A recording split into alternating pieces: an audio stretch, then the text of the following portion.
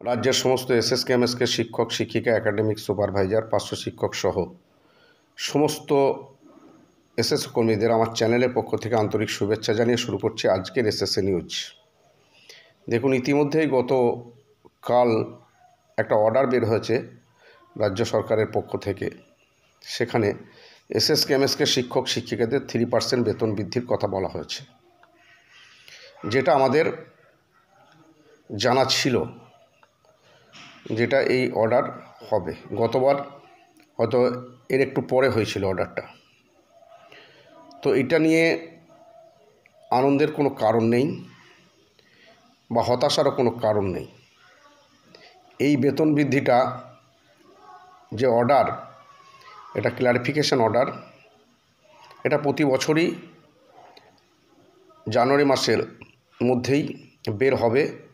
আবার আগামী 2026 জানুয়ারিতেও 3% বেতন বৃদ্ধির অর্ডার বের হবে। এই নিয়ে অনেকেই আমাকে ফোন করছেন।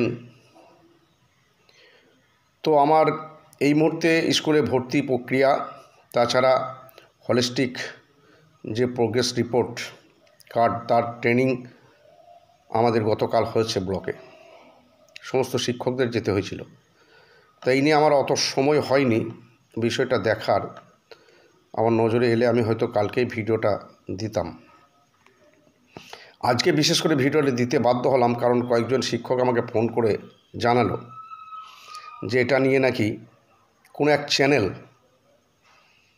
বিভ্রান্তি করে বলছে যে এসএসকে এমএসকে শিক্ষকদের বেতন বৃদ্ধি হয়েছে এবং তারা নাকি এর আগেই বলেছিল বেতন বৃদ্ধি হবে। তার 100% তারা সফল, তার এই খবরটা অনেক আগেই দিয়েছিল। আজকে সেটা শোনার পরে সেই শিক্ষককে আমি বললাম, আপনাকে আমি অনুরোধ করছি আপনি ওই ভিডিওটা আমাকে পাঠান। আমার দেখা সম্ভব হয়নি, কারণ ওই চ্যানেলটা আমার আসতো, নোটিফিকেশান আসতো, কিন্তু এসএসকে এমএসকে শিক্ষক শিক্ষিকাদের মাথাটা চিবিয়ে চিবিয়ে খাওয়ার জন্য ওই চ্যানেলটাকে আমি আনসাবস্ক্রাইব করেছি। তার ফলে ওই চ্যানেলের খবরটা এই মুহূর্তে আমার কাছে আসে না। তো মাননীয় কুচবিহার থেকে এক শিক্ষক আমাকে ভিডিওটা পাঠালো। আমি ভিডিওটা দেখে আপনাদের এই প্রতিবেদনটা আমি পেশ করছি। দেখুন, যে 3% অর্ডার বের হয়েছে সেটা আমি আগেই বললাম যে 2019 সালের অর্ডার।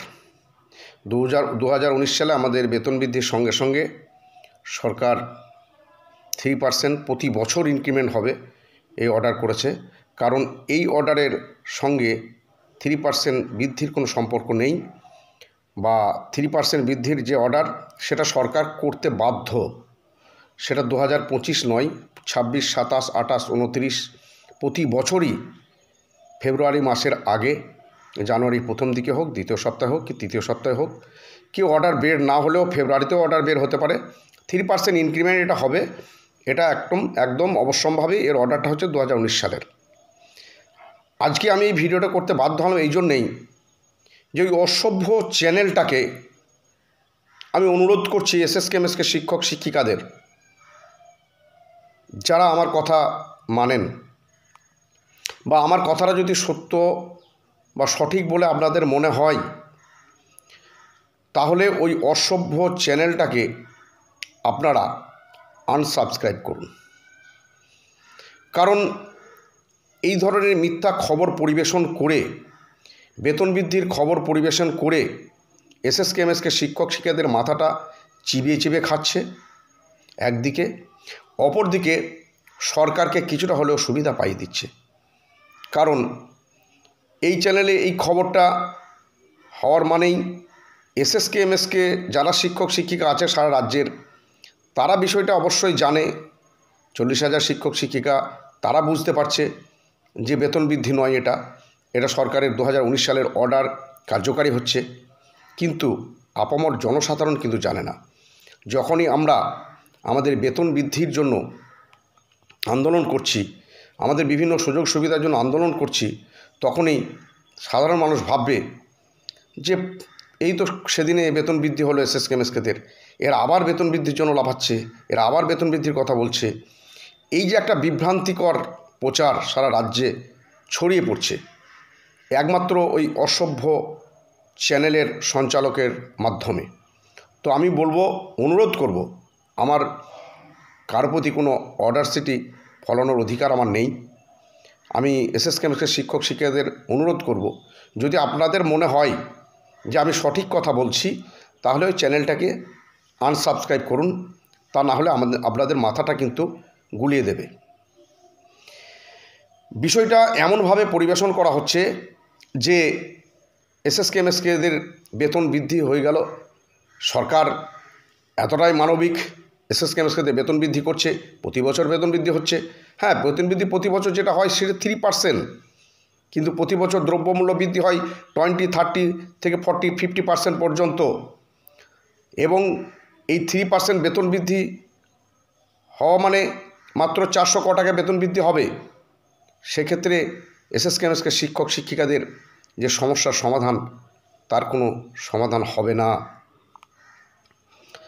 তার চেয়েও বড় কথা হচ্ছে, আমরা সরকারের কাছে যে আন্দোলন কর্মসূচি গ্রহণ করতে চাইছি, সরকারের দৃষ্টি আকর্ষণের জন্য জেলায় জেলায় যে ডেপুটেশন কর্মসূচি গ্রহণ করেছি, তার জন্য সরকার কিছুটা হলেও নড়েচড়ে বসেছে।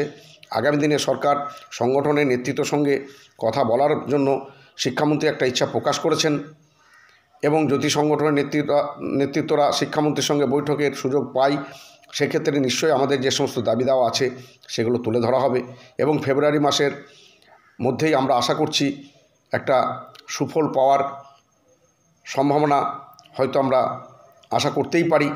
যদি না হয়, সেক্ষেত্রে শিক্ষক শিক্ষিকাদের ঐক্যবদ্ধভাবে সরকারের দৃষ্টি আকর্ষণ করার জন্য আরও কী করা দরকার সে বিষয়ে রাজ্য নেতৃত্ব নিশ্চয়ই ভাবছেন বা ভাববেন।